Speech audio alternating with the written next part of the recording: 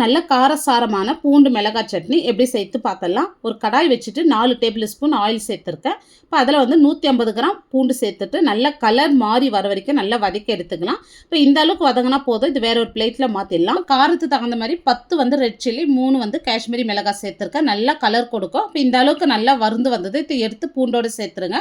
இப்போ 100 கிராம் சின்ன வெங்காயம் எடுத்துருக்கேன். இப்போ இது நல்லா கலர் மாறி வரட்டும். இது கூடவே ஒரு சின்ன நெல்லிக்காய் சைஸ் புளி சேர்த்துருங்க. இந்த புளி சேர்த்துட்டு நல்லா இந்த மாதிரி வதக்கி விட்டு இப்போ இதையும் வேற ஒரு பிளேட்டில் எடுத்துக்கலாம். இது நல்லா ஆறின பிறகு ஒரு மிக்சி ஜாரில் சேர்த்துட்டு தேவையான அளவு உப்பு சேர்த்து இந்த அளவுக்கு அரைச்சி எடுத்துக்கலாங்க. இப்போ இந்த சட்னி வந்து நான் ஸ்டோர் பண்ணி வச்சுக்கிறதுனால இதுக்கு ஒரு சின்ன தாளிப்பு கொடுத்துடலாம். ஒரு பேன் வச்சுட்டு ஆயில் சேர்த்துட்டு 1/2 ஸ்பூன் கடுகு, 1/2 ஸ்பூன் உளுத்தம் பருப்பு, 1/2 ஸ்பூன் சீரகம் சேர்த்துருங்க.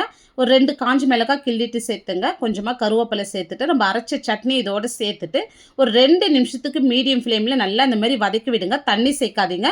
இந்த மாதிரி வதக்கி விட்டு எடுத்தால் நம்மளுக்கு ஒரு காரசாரமான பூண்டு மிளகாய் சட்னி ரெடி ஆகிருக்கு.